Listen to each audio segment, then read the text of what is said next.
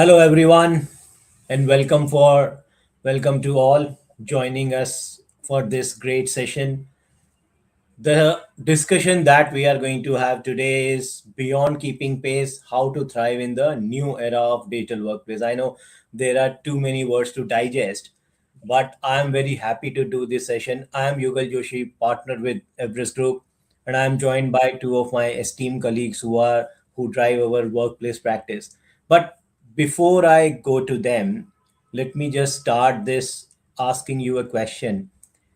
In the world of today, we are talking so much about AI and agents, of course. So, if all of you could deploy just one AI agent, and you can choose for one task, you can choose it a complex agent, but if you have to just deploy one AI agent, what would you use it for? Please keep answering this question while we chat. Prabhneet, she leads our digital workplace practice, and she advises both the enterprises and the providers on their workplace strategy. Supported by Sarmista, senior analyst with the practice, and she helps both enterprise providers as well as technology firms in their workplace strategy. Now, I'll just bring them in. Pravneet, if you Yep. can discuss what I asked our audience. Yep. Thanks, Yugal, for introducing me, and very happy to be here for the session today. So, I guess, Yugal, if I could deploy maybe one AI agent for my workplace tomorrow, I would start with the invisible work because that is where the productivity leak quietly happens every day behind the scenes. So, if I could have one AI agent who could manage status updates, handoffs, coordination with the team, and sharing documents, and give me probably a short summary at the end of the day about those work streams, I guess that would be very helpful and would save me a lot of time. Interesting. Sarmishta, how about you? So for me, to your question, right, if I had a chance to deploy one agent tomorrow, I would pick something which would help me for meetings. So I would ask you to build like a pre-read on any enterprise provider or partners with whom we'll have a meeting with. And it's always handy to know, right, if they have done any recent investments, if they have launched something recently, or if they have acquired something, right?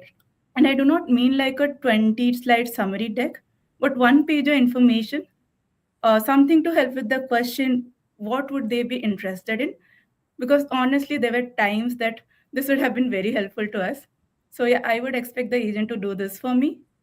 So I think we are also uh, like we are also seeing that regularly that we need such things. So yeah, over to you, Yugal.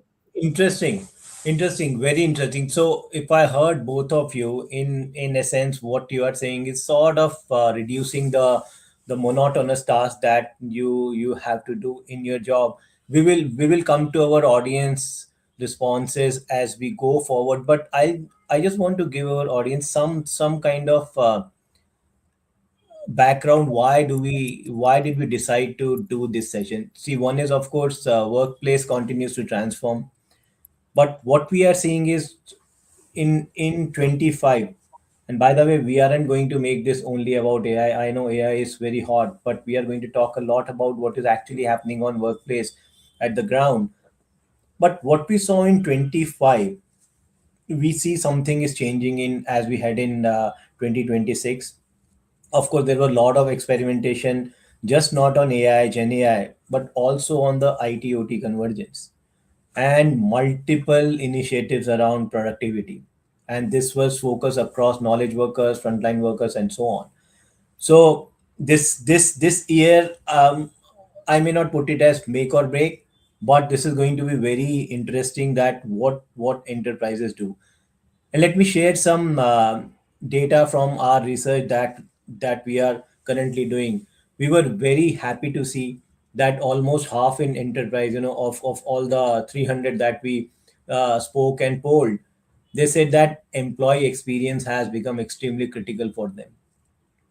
Now, if you link it to the productivity argument that is often given in AI, which is right, but some of you who have tracked this industry for a very long period of time, if you go back to the times when PCs were introduced, the productivity gains were less than 3%, and they actually continue to taper. Now, of course, AI is going to be a lot more impactful than that.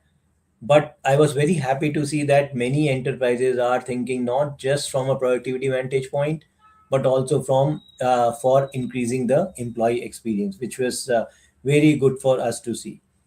Second was almost 85% of them say that they will continue to transform experience of their knowledge workers. They will of course want to do them more. A couple of things I was taken aback, and I thought some enterprises aren't seeing this in the right direction.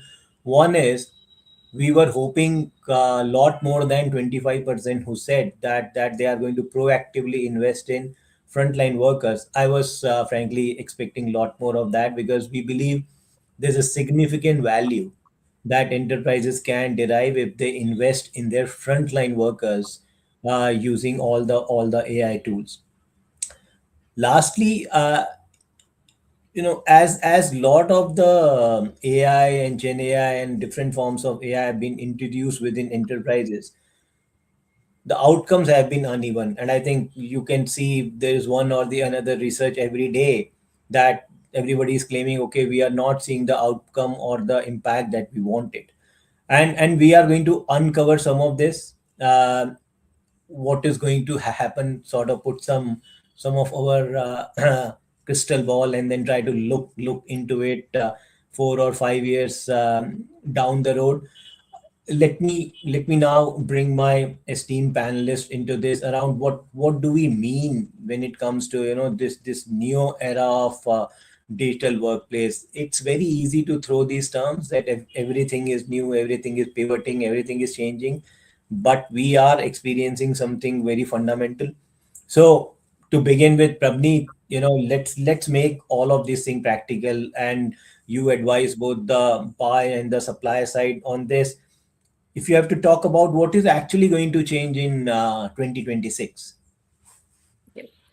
Thanks, Yugal, for asking those questions. So firstly, thanks, Preet, for that very interesting response. And just to our audience, you can keep putting in your responses to what AI agent would you want to deploy in your workplace. We'll be very happy to see your responses. And also, as a note of thanks to all of the attendees, we'll be happy to share a complimentary abstract. You can scan the QR code on the screen right now, and it will give you an option of community track, which are snapshots of our research from last year, as well as an option to schedule a meeting with our esteemed analyst. So, yeah, going back to your question, Yugal. So, I think a lot has been changing in the digital workplace services. A lot of interesting things are happening. And I will not talk about AI right now. I want to talk about some of the broader changes. So, firstly, I think there's a lot of interesting things happening on the tech partner side. Enterprises, they are moving away from monolithic suites, and they are open to collaborating for modular suites and composable options as long as they meet their actual ground needs and they fit the purpose. And they're even willing to move away from the tech giants and go with distinguished and niche technology partners.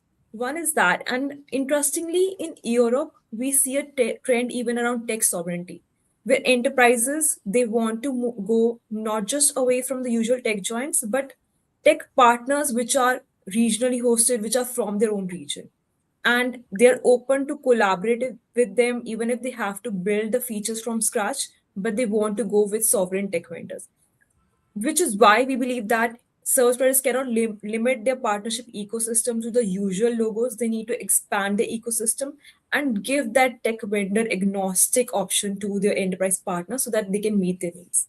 And on the service provider side, you will be seeing that the landscape in itself is really changing. One is that we are recently seeing a lot of OEMs eyeing this very interesting digital workplace market opportunity. And we are seeing very aggressive investments from that, such as from the likes of Lenovo and HP. And then there's some of the smaller service providers who were earlier limiting themselves probably just to one buyer segment, such as mid market or to a specific region. They are now being bold enough to expand and take bigger bets, because we know that the labor arbitrage differentiation that a lot of GSIs and IH Indian heritage providers had, that might not be the only differentiator that enterprises are looking for. They are going with the platform first approach, and they have started to win a lot of deals through that as well. Back to you. Mm-hmm. No, no. So, and if you ask me about, I know we were discussing earlier that what do I think going into 26, some of these enterprise are underestimating, and my answer may Yep. may surprise others. I think enterprises, in my view, are underestimating how well they are prepared. I see so much of doubt. I see so much of I won't say pushback, but doubt whether our AI adoption is going to scale, whether we are going to get the impact. I think that self doubt is hurting enterprise journey in digital workplace. And the clients that we work with, we of course do a lot of hand holding of them. We also build lot of assessment toolkits for them. Okay, where you are, where you can go, but then take that step by step.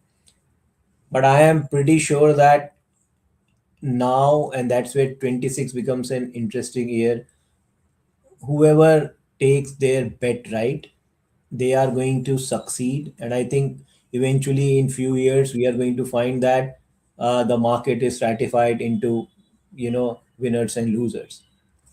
But let me bring Sarmista here. Sarmista, I know you work a lot with the providers and the tech firms. If you connect these dots, like one is, despite the fact I said we may or may not always talk about AI, but I think we have to, because it is sitting so much at the center of this new era. But I would want to ask you first, why? I mean, why has AI become so central, or is it one more of nice shiny tools that enterprises have access to? Yeah, so sure, Yugal, for digital workplace, right? If 2025 was the year of experimentation, in line to what you said, 2026 is the year that enterprises are going to try to make all those experiments real, right? Try to get some real ROI on those investments. And when it comes to AI, they would actually like to have not just as pilot projects here and there across the organization, but integrated across the day-to-day workplace activities. And that's exactly what enterprises also want the answer for. Can we run the AI responsibly? Can we run this at scale?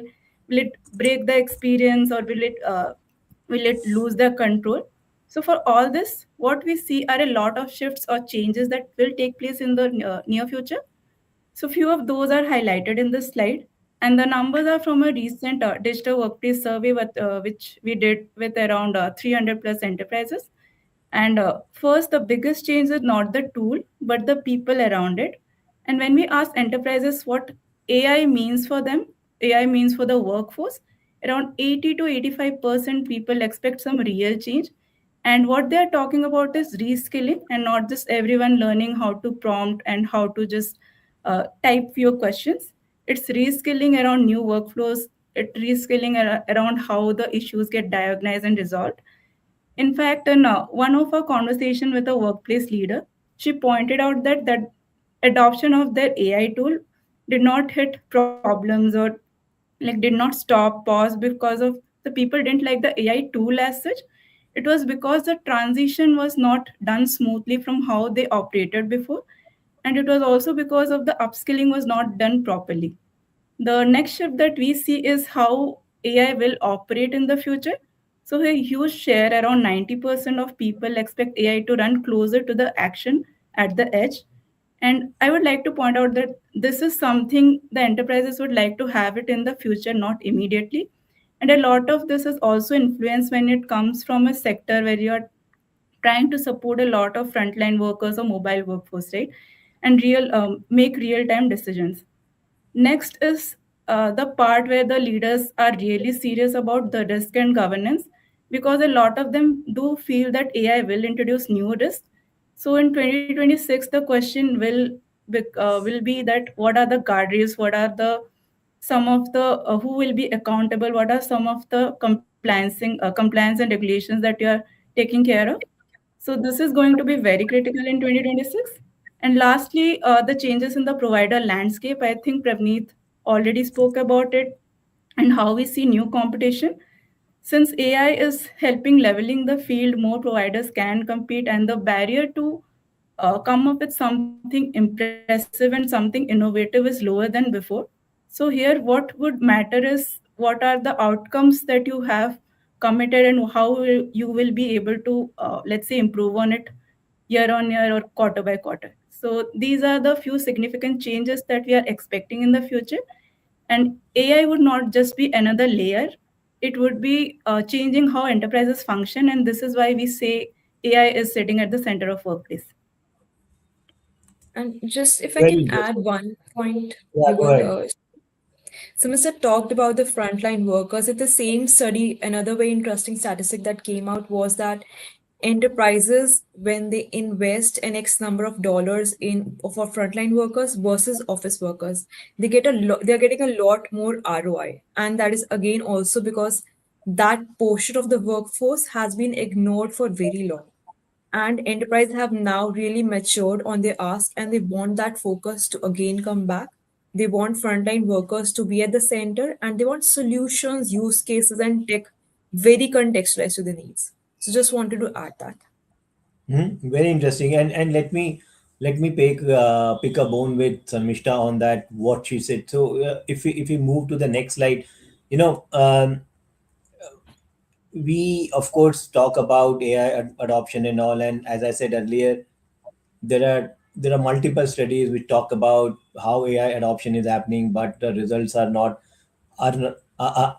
that even, or probably not that impactful. And some also compare with the example I gave around, when PC came, same thing happened, but then it tapered down. But we all know things are a bit different this time. Now, enterprises, of course, again from our same research, want lot of things from AI. They just want AI to do some kind of magic, and then everything within their environment. That's why I think everybody is running around everywhere. Then there are so many use cases that they pilot, and just the benefits are minimal, as you see on this slide as well, around 5% or so. But then the expectations are high. So we are seeing a significant delta between expectations and reality. But then it is not new for newer technologies. That has happened in the past, and we are talking about something which is still developing. We are talking about something which is almost unprecedented, because the type of solutions and systems that we are building now are very different. But I'll come to Prabneet, to you, because irrespective of all of those things that are happening in the industry, right? Somebody who is sitting with the hat of enterprise workplace leader, be it in a bank, be it in a CPG, healthcare, who we serve, what they should actually do. Thinking about reading these things is good, but then once they hear this session, what they can do as soon as they go back. Yep. Very interesting question, Yuval. And I again want to point out one statistic that again came from another study was that 81% of enterprises they expect workplace network field support to be bundled together by 2030 in the form of one XLE based contract. But like you mentioned, there's a lot of difference between expectations and what is happening on ground. And again, talking back and tying it back to what you said, that they're not taking bold enough steps. That is what I also think. So I believe this is like a once in a lifetime opportunity. We have talked with a lot of enterprise customers, and they don't have a broad and a bold long term vision of what they want to do till 2030. But digital workplace can hold a very central position across IT towers. And I'm not saying that just because we work very closely to the domain, but because it has been ahead in multiple themes by a lot of other IT tasks, such as product led IT operating model, AI ops. These are the themes which for AI or for digital workplace have been sort of bread and butter, and they have been part of very core components for much longer. Another component, right? Observability, which is becoming a hot topic right now in other towers. But this has been again a very part of the core solutioning for digital workplace for many years now. And the solutions are already mature enough. You have the right talent as well. So this is an opportunity for enterprise leaders who are either leading the digital workplace services or building ancillary capabilities to elevate the position of digital workplace and take those observability, monitoring, and that overall position of digital workplace, because it sits right at the center between work, workplace, and employees.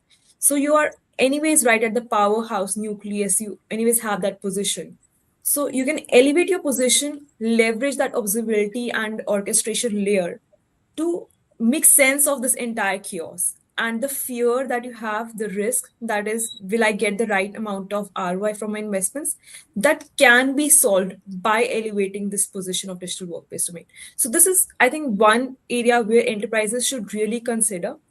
But also, sadly, the second part is that service providers, on the other hand, they are also not being bold enough to push their client partners on this front as well, because they do need the right strategic partners, and that is not coming from the service providers. They are just being yes men or just doing what is in the scope instead of helping them understand the art of the possible with the new tech.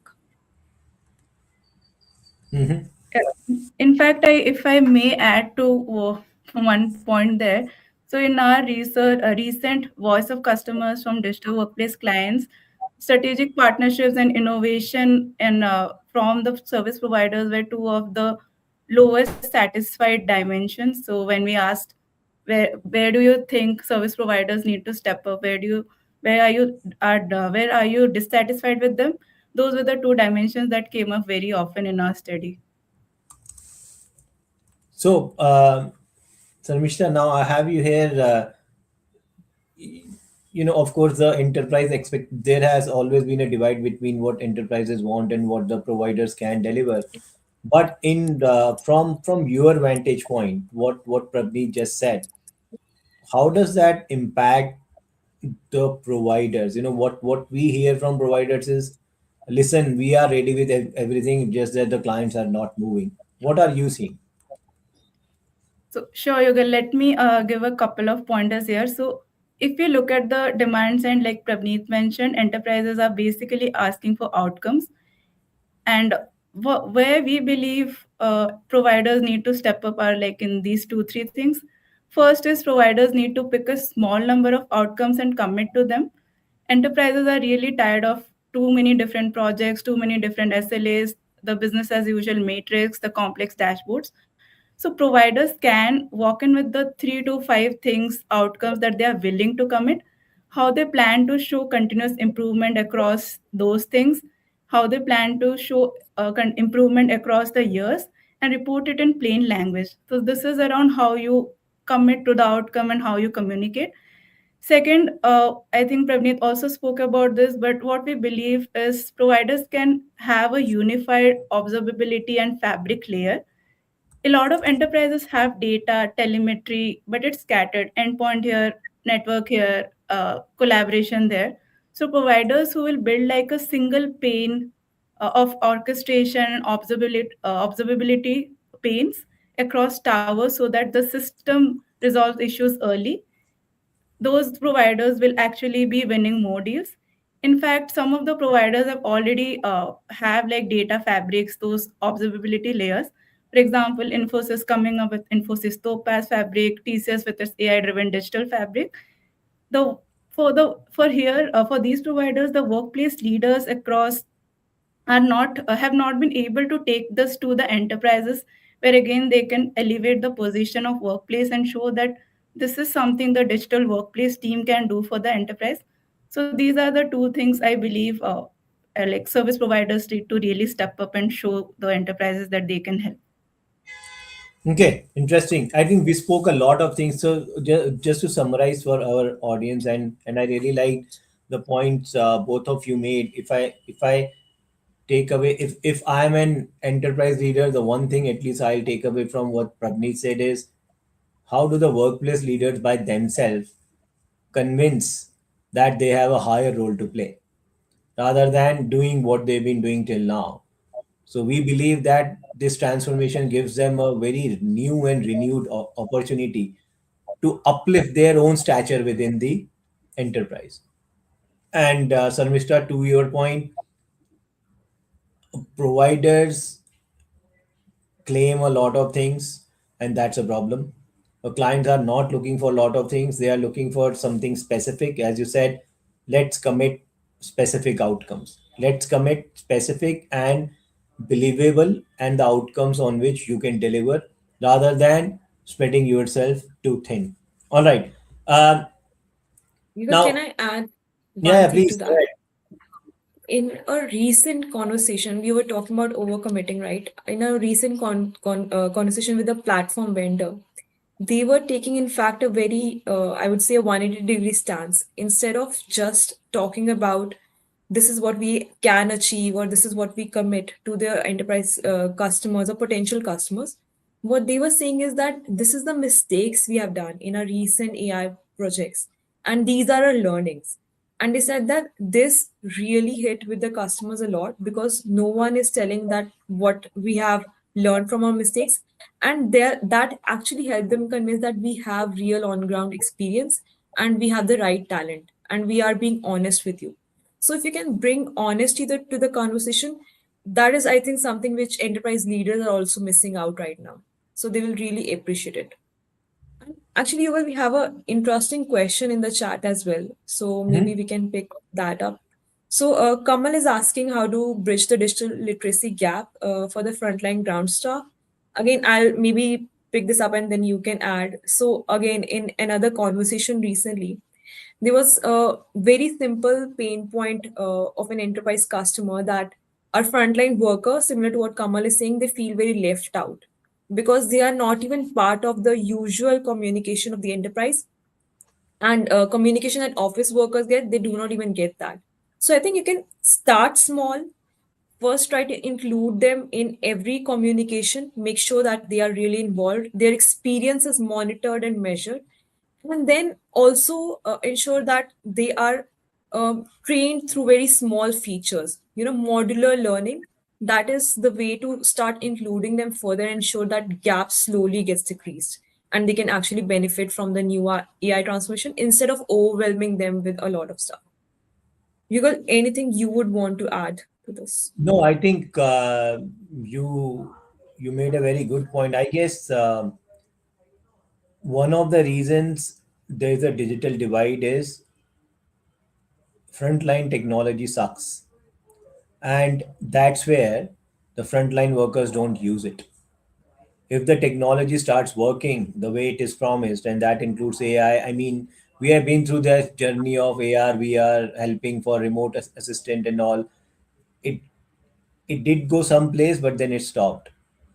So it is I think blaming the end user for not adopting technology has some merit, but at the same time the builders need to introspect whether the whatever they are building actually works and whether the enabling function also works. So for example, one of the biggest breakpoint is network. Where they work, you may not have network, so the sims do not work, the wi-fi they don't work. So there are a lot of things. And as we realize, all of these frontline workers are extremely stretched and busy, and they know they are a very high cost in their company's P&L. So they realize their jobs are on shaky ground. So they will be willing to do everything, not only to protect their jobs, but also to contribute back. But for that, the systems need to work. Uh, Now, let me, I think we spoke about that we are going to try and see what are our key predictions for 2030, realizing that in today's time saying anything beyond your length of your nose is a challenge, but I'll still try to do it. So Prabneet, if I come to you and then Sarmishta, maybe you can start after her. What are your top predictions for digital workplace by 2030? And by the way, audiences, please feel free to put your predictions as well in the chat. Go ahead, Yeah. Prabneet. Yep, thanks, Sibyl. And again, for the audience, we'll also just want to highlight that you have our complimentary abstract that you can download through the QR code, along with an option to schedule a meeting with our analyst. So yeah, my 2030 prediction for digital workplace will be around convergence. I think that is one thing that I'm really relating to, and I'm seeing that on ground started to happen also. So the boundaries between network, workplace, security, in a lot of scenarios, we are seeing workplace and HR, they're really getting blurred. And probably how we are talking about digital workplace, that will evolve into more around a unified employee experience or productivity layer, stitched together by a strong AI and data fabric behind the scenes. So, Mister, would you want Yeah. to share your 2023? Yeah, so for me, one prediction would be that by 2030, enterprises will move beyond FT based planning for their own and for contracting with the service providers. Uh, so basically, they will manage the workplace as a capacity portfolio wherein they have human FTs, but they also have the personified agents, or what we might call in the future digital workers, under the same team.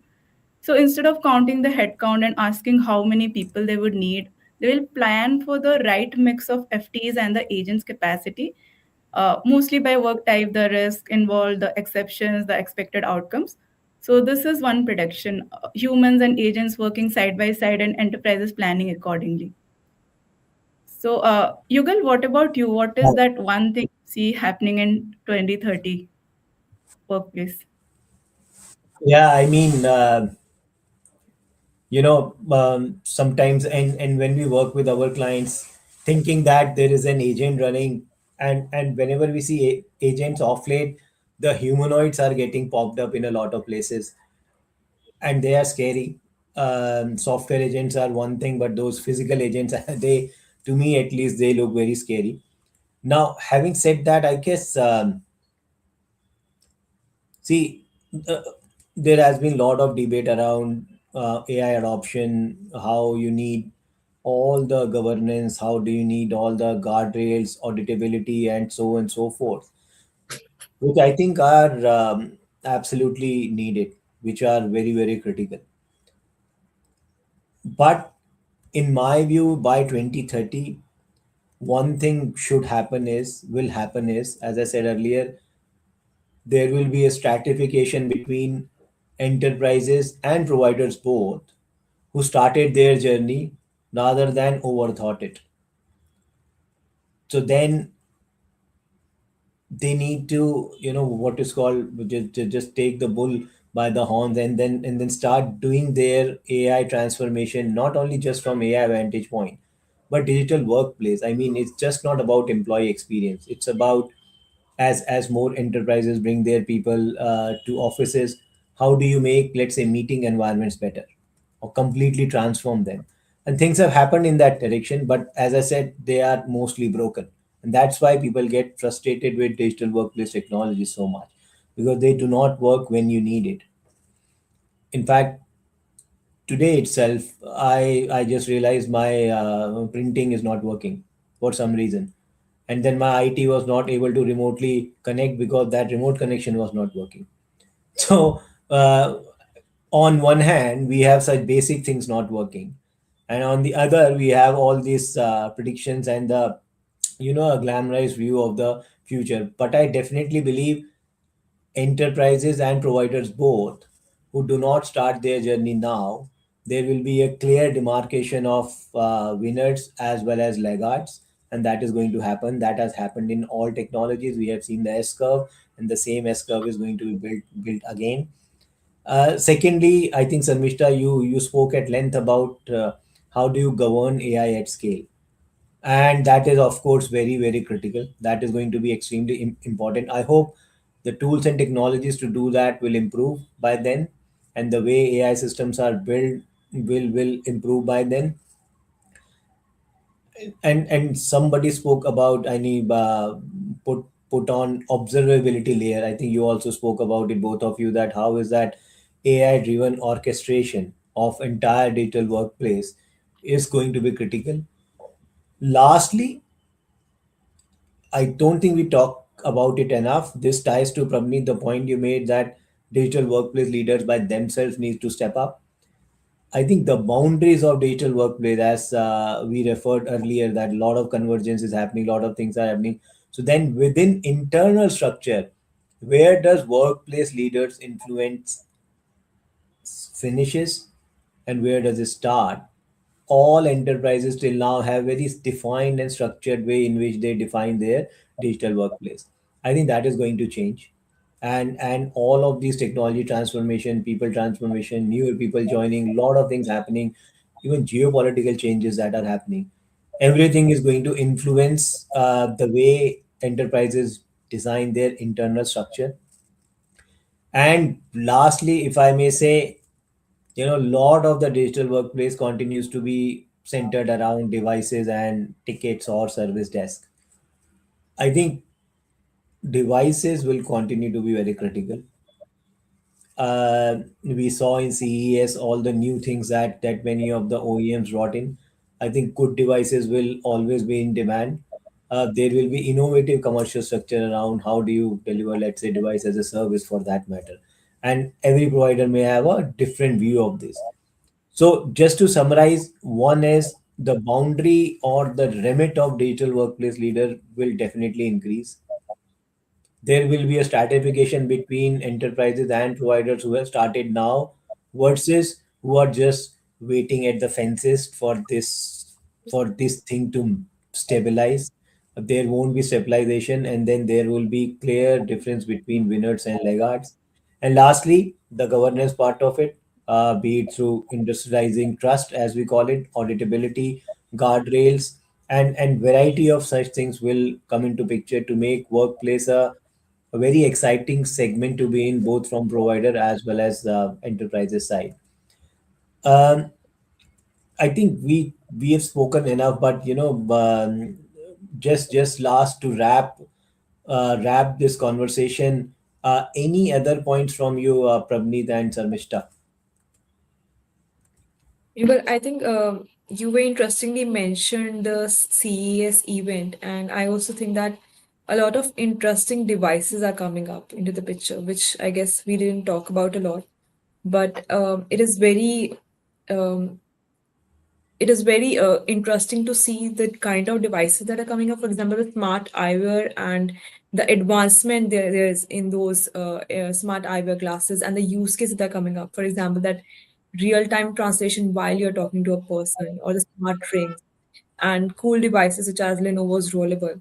So I think that will also probably change the workplace scope. For example, field support is one segment. I think a lot of interesting things are going to happen there through humanoids, through drones, but also through things such as smart eyewear, smart rings. So looking forward to seeing what new use cases and what new problems can be solved through these kind of devices in tech. Sarmishta? Yeah, I think we have covered from the demand and the provider side from different angles, and like we see, like we said, very exciting things coming up in the future. So yeah, I don't have anything to add as such here. Okay. I hope all the audience who participated found this session useful. And as Prabni said, please feel free to download our research that we are sharing with you, and keep the dialogue open. The things are going to change a lot in this industry, and as I said, the paranoid survives. And wish you all the good luck. Have a good rest of the day. Thank you. Bye bye. Thank Thank you for you, joining. everyone.